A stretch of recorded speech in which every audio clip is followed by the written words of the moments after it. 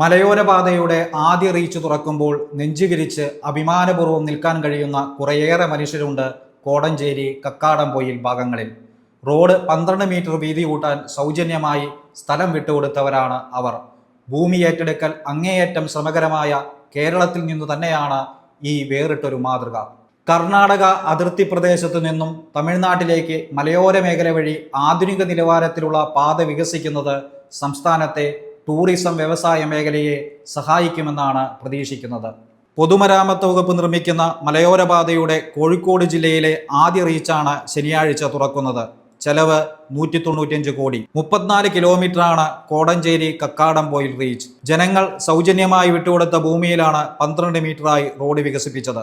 BMBC നിലവാരം, മെച്ചപ്പെട്ട പ്രതലം, മാർക്കിംഗ്, അടിസ്ഥാന സുരക്ഷാ സംവിധാനങ്ങൾ. കൂടുതൽ കാലം നിലനിൽക്കാൻ പാകത്തിൽ ഫുൾ ഡെപ്ത് റിക്ലമേഷൻ സാങ്കേതികവിദ്യ ഉപയോഗിച്ചാണ് നിർമ്മാണം.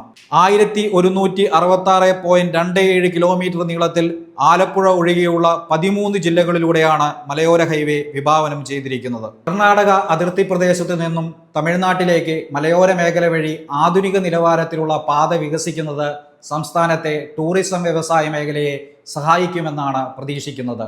ദേശീയപാത 66 സമാന്തരമായി കാസർഗോഡ് നിന്നും തിരുവനന്തപുരത്തേക്ക് നീളുന്ന പാത പ്രധാന നഗരങ്ങളിലെ തിരക്ക് ഒഴിവാക്കാനും സഹായിക്കും.